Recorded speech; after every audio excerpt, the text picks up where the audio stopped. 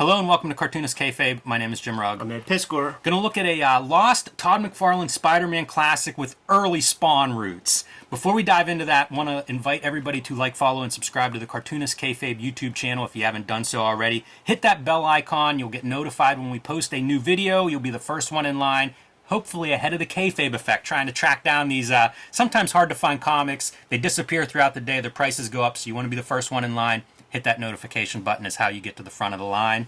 And let these videos play through to the end. That allows YouTube's algorithm to share them with other comics fans that haven't found Cartoonist Kayfabe yet. It's how we grow this channel, and we appreciate your help on that. So, Ed, here is a Spider-Man comic by McFarlane that I was unaware of until about 2 weeks ago. Kayfaber messaged me about it, and I started looking into it. And what I would find, like on eBay listings, is Stan Lee, Todd McFarlane, Spectacular Spider-Man, Annual 10. And I'm like, did they do a story together? They did not. Those are two separate stories, unfortunately. But there's some really interesting stuff in this issue. Here's your table of contents. You can see Stan Lee actually does the dialogue, the scripting for Into the Microverse. But the reason that I was interested is the Prowler. And interesting tie-in this week, because this is written by Glenn Herdling and drawn by Todd McFarlane and lettered by Rick Parker. So Rick Parker, a longtime Spider-Man letterer. I mentioned an interesting timing because we looked at some Beavis and Butthead comics that Glenn Herdling is writing and Rick Parker's drawing. So kind of a Rick Parker week here at Cartoonist Kayfabe.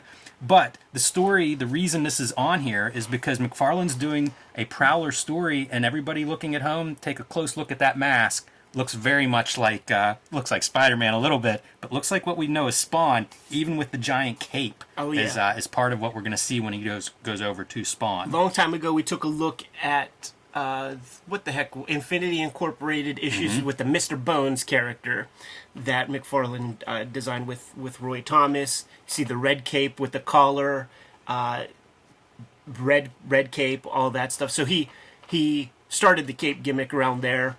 Did that Batman Year 2 with that flowy ass Batman cape. Saw that it's, I mean, these lines, it lends to cool design to do tricks like this. That's a quintessential McFarlane design. Totally. But he will bring his cape prowess to Spawn, and super cool. This is one of the McFarlane pieces that I totally never flew by my radar. Yeah, back in the day, this would have been. It's a 10-page story. It wouldn't have been enough for me probably to spring for a whole issue, especially an annual cost a little bit more. So I probably would have passed on it back then.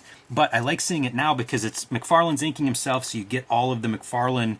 This is kind of like your peak mature McFarlane style, and it's on newsprint. So you kind of get to see like how he's drawing for what comics were like at that time period.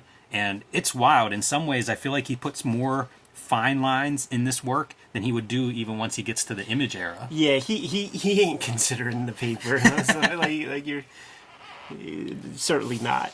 So Prowler is fighting with his brother here, learning self-defense, which I guess he can then use whenever he's out vigilanteing, if that's a verb I can use. I thought he was just a prowler. I thought he was just like a burglar. The story is basically Silver Sable. How's this for right in the middle of it? You turn the page and it's like more comics, and then it's like, oh wait, that's not. This worked on me, man. I got bonk in the TurboGrafx that year. Yeah. On the strength of this and that Splatterhouse 2-pager. Yeah, I feel like that one's one I'll give a little more respect for than this 2-page ad. But it's so off-putting to be like, I'm looking at comics, turn the page, it's more comics, but not the comics. Yeah. All right, back to it. So Silver Sable is trying to get Prowler to join the team, is what this backup story is. And I'm thinking like Silver Sable launched a series, and it might have been like this may have been a tie-in to that series launching. She was very much a Spider-Man character, and these annuals would be a space to explore, your satellite dudes. I feel like the Silver Sable, because that's like a holofoil cover. That's after our guys. Maybe 91, 92. Like 92, 93. Yeah, it could be. It's after. It's the Wonder Man era. But her as a character, it all comes flying back to me, dude. Because like I had off the racks, man, the first appearance of Puma, Ron Friend's Spider-Man issue. I had the first Silver Sable, and I had those Marvel Universe Series 2 cards, and on the back it would have their first appearance, and I'm like, I have the first appearance of characters. Like, that was such a huge thing to me, Right. man. And to have, like, her first appearance comic, which might have been a McFarlane comic. I don't quite remember. I know Puma was Ron Frenz for sure, but Silver Sable might have been McFarlane. That's funny. Yeah. So our Prowler guy goes home, and now his wife's judo throwing him around the apartment. Doing some self-defense classes herself. But he gets a call, and it's time to go to work. And this is where we get to see the reason we're here, Spawn, with a secondary colors. Instead of your red and blues, we've got purples and a greenish gray color. But a lot of similarities visually to what we're going to see in Spawn. You know what else, dude, that I'm just realizing? It is August right now as of this recording. And that Spider-Man Artist Edition, Todd McFarlane, is coming out next month. I got a pre-order on that bitch. That will be an episode. Yeah, absolutely. This is a really, I think in many ways, like, I actually prefer this art to the Spawn art. Sure. Yeah, because, like, I mean, this is a dude, he knows, he's making his name for himself on this thing, and he's standing out from everybody, like, in this era. You know, I was scooping so much of that stuff up straight off the newsstand just because it looked different.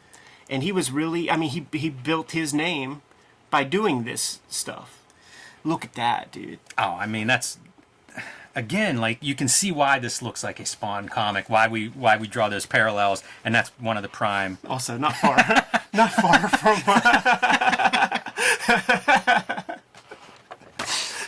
That's good. Man, I love these vertical panels too that he would do, and I swear, like, we used to do an exercise in when I was in middle school where you would get like a magazine shot of somebody. Yeah. That's an exact, it's like same pose, both on a building ledge. I mean, panel 1, panel 2. That's funny. Catch a cool breeze. Hopefully this story's in your artist edition. Throw that down and recolor it in the Spawn color scheme. Right. But I remember in like middle school art classes, we'd get like a magazine photo of a face, and you'd cut it in half, and then you'd have to draw like the other half. I think you'd get an interesting drawing if you tried to fill in the face around that skinny panel. Yes, sir. There's some stuff, I was looking, you know, corner of the mouth is the center of the eyes, typically. An eyeball at least between your eyes. Like, this spacing is just not quite there. Could literally take it into Photoshop and mirror the other half. And then you got, it probably doesn't look too dissimilar than Billy Bob's sister from the Preacher comics. That's right, yeah. I loved it though, man. I loved it then. I still love it. But man, that is a dead ringer for a Spawn head. Is that Spring Heel Jack from Rebel Studios? Amazing crossover for this. I feel like McFarlane was looking at that shit because Spawn is nothing if not a Faustian deal. Yeah, I've heard that before. I could see McFarlane responding to like visual art. Totally. There's some hyper detail in both of those. Absolutely. And at the end of our story, what is it? Prowler now beaten by a third person in this story. It makes you wonder, if you're Silver Sable, do you even want him on the team anymore? It could be that thing, like, maybe she's the kind of girl that hangs out with fat girls, so that it bumps up her profile, makes her look more irresistible or something. So maybe she wants a jobber so that she looks like she has more prowess at being a bad guy or whatever. I don't know, man. You're assembling a team. That doesn't seem like the best strategy. You need a What decoy. Was it the Wild Pack? So it was Silver Sable and something. Yeah, I the don't know. 6-pack? No, not 6-pack. That's Rob Liefeld shit. Yeah, I can't remember the name of it, but it was like her collection of mercenaries that she would put out there. Would it be like Chance and those guys? Like, or Humbug? You remember Humbug with the HB on his head? No. That's some McFarlane shit. Yeah. So. It's that McFarlane issue where he does the Action Comics 1 cover with Spider-Man. Oh yeah, I have that issue. I think that has Humbug in it. We'll have to dig those out, maybe in conjunction with that artist edition. That'd be a reason to get into some of his amazing Spider-Man run. But that's it. That's the fool of the story. And I think it might actually be 9 pages, not 10.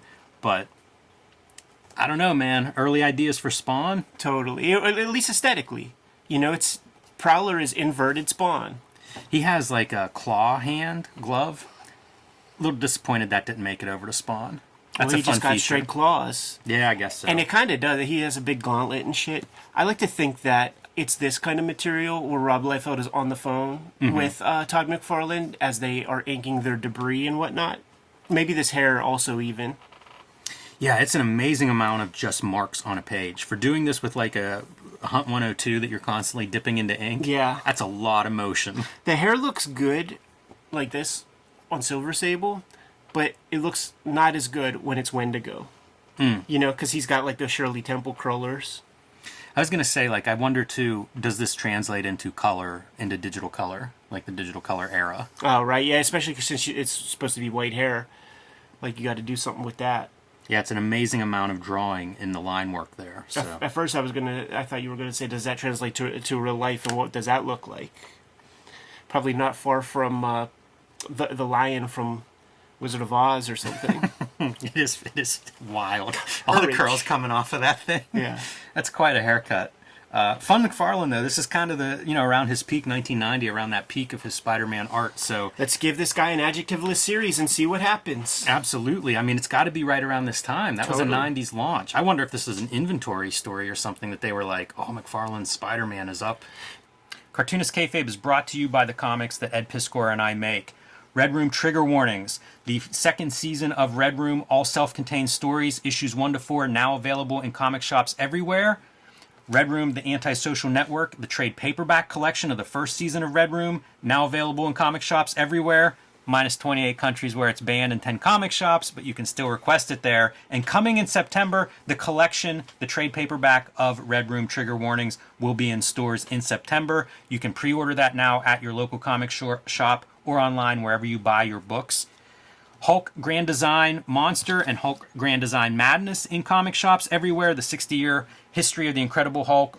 I am writing, drawing, lettering, coloring the Grand Design treatment, retelling that 60-year history. And you can now pre-order the Hulk Grand Design Oversized Treasury Collection. About 40 extra pages in that. It'll be in stores before Christmas, but you can pre-order it now in your comic shops or in your bookstores wherever you buy comics. And now back to our regular scheduled programming. They would goose those numbers, man, with these annuals by getting a heavy hitter. I was trying to think, like, I mean, he was doing Spider-Man comics in the '80s, so it's not like his first stab at a Spider-Man comic. No, it's got to be like end of Amazing Spider-Man, and like I said, it's well, it doesn't. I don't know about the date on it, but 1990. I mean, that is the launch of Spider-Man adjective list. So it's almost like between your Amazing Spider-Man and Spider-Man is the publication time for this story. I do not have it. So if anybody has doubles, PO Box 3071, Munhall, PA 15120. But I would love to do an episode on. There is a Rob Liefeld Spider-Man annual. Might be spectacular. Might be web of, but he does a Spider-Man annual, and it is some of his sharpest work. I always liked this Spider-Man. I think you'll catch it in like that X-Force crossover. Yeah. He also did a Moon Knight cover, and it was like Spider-Man, Punisher, and Moon Knight that I always dug. So once in a while, I'd see a Liefeld Spider-Man. I always thought it looked cool. I'd love a whole issue of that. It's the Primo era stuff too. Where I think he's at least still drawing in that style with the lines that don't touch. Yes. and the the little white eyes and stuff. Anyhow. Yeah, it's a weird one. So figure, hey, I didn't know about it, so I'm sure there's some Kayfabers out there that this is new to them.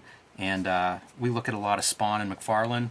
Feels like the missing link. Yes, absolutely, man. You good to go? Yep. Kayfabers, like, follow, subscribe to the YouTube channel with the bell. We'll notify you when new vids are available. What is out there, Jimmy? Hulk Grand Design, the collected oversized Treasury Edition, is available for pre-order now wherever you buy books, your comic shop, Amazon. Tell your local library to order one if that's where you get your graphic novels. That'll be out in time for Christmas, so the perfect gift for you or the Hulk lover in your life. And you can join me on patreon.com/JimRugg to see a lot more of my comics. Red Room Trigger Warnings trade paperback coming in stores September 2022. Murder on the Dark Web for Fun and Profit is the name of the game, and it's collecting the 2022 season of Red Room Comics. 4 issues of that stuff, plus about 75 pages of additional materials. I did lots of extra art that you're only going to be able to find in that book. There are one-of-a-kind comics that you're not gonna see in print elsewhere. You know, the prototype version of what Red Room was going to be. I'm continuing that serialization from the last trade paperback. And you could get these comics at your local comic shop if it isn't banned there, or hit up my link tree in the description below. You could order and pre-order current and future Red Room comics. And right now I'm serializing new Red Room material that has yet to see a paper edition. Won't see a paper edition for probably close to a year. And there's 300 pages up there collecting all of the trigger warnings, all of the Antisocial Network, $3 for the price, and new strips every Tuesday. What else do we have out there, Jimmy? Subscribe to the Cartoonist Kayfabe e-newsletter at the links below this video. You can also find Cartoonist Kayfabe t-shirts and merchandise at the links below this video. That's another great way to support the Cartoonist Kayfabe channel. Given those marching orders, we'll be on our way. Read more comics.